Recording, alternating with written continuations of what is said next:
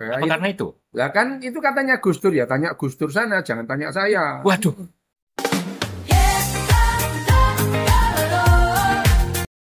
pada pagi ini saya ketemu dengan seorang dokter yang sangat ganteng dan makin top nih di dunia maya. Eh, Sebelahnya bukan Bu Maya ini, bukan ya. Ya didampingi dengan dua tamu di sini. Teman-teman, saya suka ngomong begini. Kalau saya kelihatan galau gitu ya, mereka bilang, udah tenang aja. Bahagia itu sederhana kok. Disenyumin aja katanya. Kalau menurut dokter gimana? Itu mungkin yang dimaksud sederhana itu gembira atau eh, apa riang gitu ya, riang, gembira atau senang itu berbeda dengan kebahagiaan. Ini kalau ada di bukunya Leo Tolstoy itu ya, Anna Karenina itu dia bilang begini, ada tulisannya. Orang-orang yang berbahagia itu mirip kaya gitu ya, terus kemudian rumahnya bagus, eh, eh, rumah tangganya teratur, kemudian keluarganya harmonis, itu bahagia. Jadi bahagia itu orang yang bahagia itu mirip. Tapi orang yang nggak bahagia itu tidak bahagia dengan caranya sendiri-sendiri gitu ya. Miskin gitu ya, terus kemudian kekurangan gitu ya, berantem sama keluarganya, perang gitu. Jadi yang namanya variabel kebahagiaan itu banyak. Kesejahteraan, kesehatan, hubungan dia dengan keluarganya, hubungan dia dengan lingkungannya, jaminan keamanan itu. Itu adalah faktor-faktor kebahagiaan.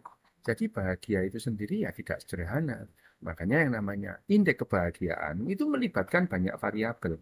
Apakah dia merasa aman, apakah dia merasa eh, hidupnya akan terjamin ke depan, apakah sehari-hari kesejahteraannya terjamin. Itu yang bahagia. Jadi memang bahagia itu tidak sederhana. Yang sering kali tidak bisa dibahagia, tidak bisa dibedakan. Atau banyak orang yang tidak bisa atau kesulitan membedakan antara kebahagiaan dan kesenangan. Kalau kesenangan sih sederhana, makan cireng, makan cilok itu gembira gitu ya. Tapi itu bukan kebahagiaan. Gitu ya. Kalau hari ini kan dokter minum kopi nih. Iya, Itu bisa menambah kebahagiaan nggak?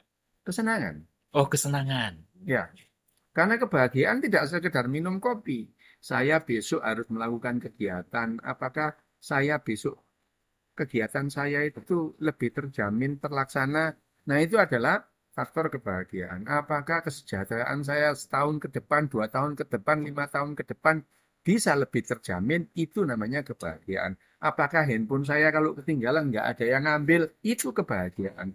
Apakah misalkan saya kalau anak saya nggak pulang jam 12 malam, saya tenang, itu namanya kebahagiaan. Tapi kalau cemas, nah kapan bahagianya? Gitu. Nah, saya jadi teringat nih. Gus Dur pernah bilang, apakah karena itu?